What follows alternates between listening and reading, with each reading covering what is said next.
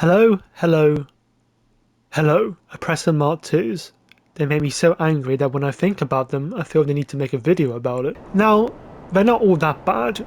You can use them to grind, get across the map easier, buy in it a drink, but when they're being used for griefing, that's where the line is crossed, and that's where they need to be dealt with. Let's dive into this topic further.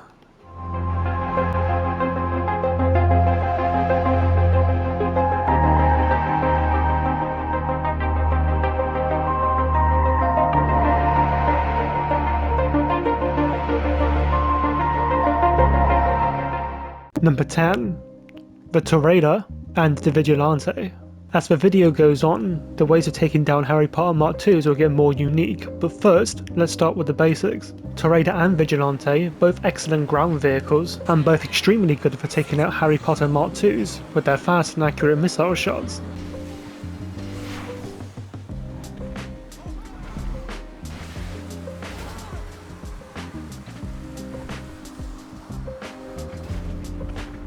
However, the Trader has more armour, giving it more of a chance to survive an MK2 encounter. And the Batman car is just a Batman car. At least it has a pretty big booty, but why not look amazing when you're taking them down? I recently learned that some people do prefer the Vigilante over the Trader, and while I'm not here to judge you on that, you're absolutely insane, but in a good way. If a griefer is attacking you, it's best you both drive towards each other for more successful hit, but obviously getting the target as they're running away is even better. Having to 180 could be a challenge, but again, it's doable. Number 9. Sticky bombs inside Imani Tech vehicles and the Night Shark. Another basic method is throwing those blocks of cheese outside your window, both of which give you great opportunities to take them up the sky when they get too close, and trust me, they would definitely do that. The Oppressor missile lock-on is an absolute joke now, just like them. While you're looking behind you, do make sure you know where you're driving, and don't just crash into cars or run over people on the way, unless it's Franklin's aunt, which in that case, floor it. Number 8. The Orb Cannon. Yes, this is pretty obvious too, isn't it? The Orb Cannon doesn't miss, unless, in certain situations, which I mentioned in my previous video. Do you actually think I should waste money on this for a video? Please. But if you're really struggling to take a Harry Potter Mark II out, then you can always just orb them, or just leave the game if that makes you feel better. Just join a private session and spend time with your boy Jimmy. Usually I wouldn't recommend using the Orb Cannon because why should you? Don't waste 750k on an orb shot. Waste 750k buying 2 of these outfits instead. At least you can hide the depression after you do buy it. Number 7. The Yacht defenses. Baiting them to a yacht so they can get shot down by the air defences is absolute perfection. In fact, I usually get more success doing this when I'm flying an aircraft in a situation like this.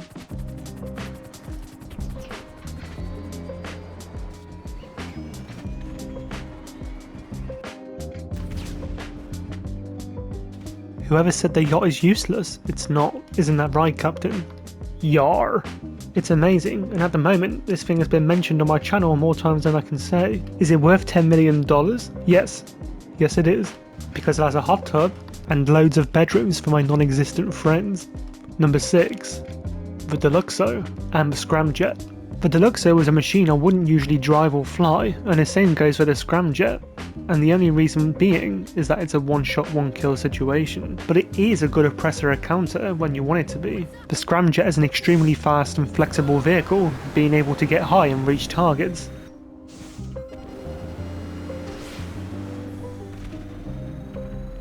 And even aircraft sometimes. And the Deluxo's hitbox is very unique because of the way it turns when the missiles are headed for it. Of course, I'd still pick the Trader any day when it comes to Oppressors, but never forget what else you have lying at home. Number 5. The Explosive Sniper. The Explosive Sniper is a great way to take down these pesky little flies, giving you more flexibility what you need to aim for. You don't have to aim for the person on the bike, you can aim for either the person or the bike itself to have an increased chance of a success rate.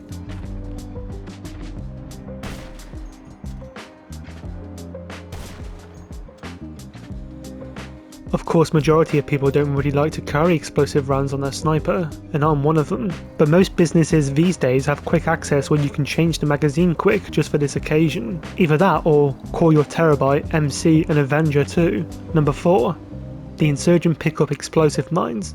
This is one of my other most favourite ways to take out Harry Potter Mark IIs, because it's absolutely hilarious.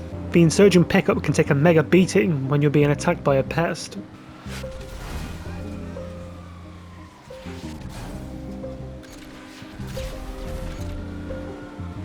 The Insurgent Pickup drop explosive mines, and when you're driving through tunnels, or places where they have no choice but to fly low, then you can easily take them out.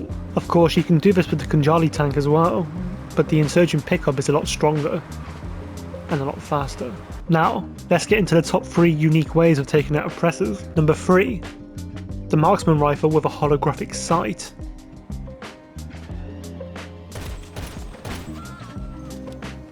The Marksman Rifle is a very handy weapon, whether that be in combat sniping or taking out Oppressors. When having the reflex attached, it's an absolute beast of a weapon. Why? Because you can lock onto targets from even further away than a normal weapon would. When an Oppressor gets close to you on foot, you have an increased chance to shoot them off. Slap some BST on there and you'll definitely get them. I don't usually do this method myself, but trust me when I say this, it's still a very effective way to do it. Number 2. The Upside Down Oppressor. This method is by any means one you'll need time to practice, but the Oppressor Mark II when flown upside down against another Oppressor Mark II is a good way to take them out. When you're upside down, missiles are harder to get to you and even lock onto you, giving you an advantage to take them out first, but that's only when you've mastered the mechanics of it. I'll be honest with you, I'm still pretty bad at doing this, but I do have crew members who aren't, and they say it's very effective. So if you're motivated to try something new, do this. And finally, number 1, the Ruiner 2000 in the fully loaded free mode mission. No, don't worry, I haven't forgotten about the Ruiner 2000, but it does need to be on top for being unique for many reasons. This vehicle is only good when you start the mission fully loaded, where you're provided with a Ruiner 2000 that has a lot more health than the normal one that you own. The missiles on this are fast and extremely accurate.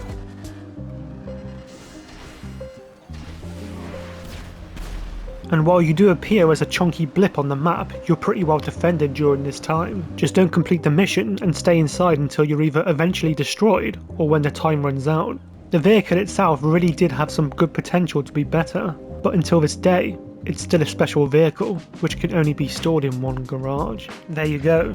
There are definitely more ways to take these guys down, and I would love to hear your ways in the comments. I just want to thank you all for your support again on these videos, and if you don't want to miss out on any more, you should definitely check out that subscribe button, because it's looking pretty tasty right now. Anyway, thank you for watching, and I'll see you in the next one.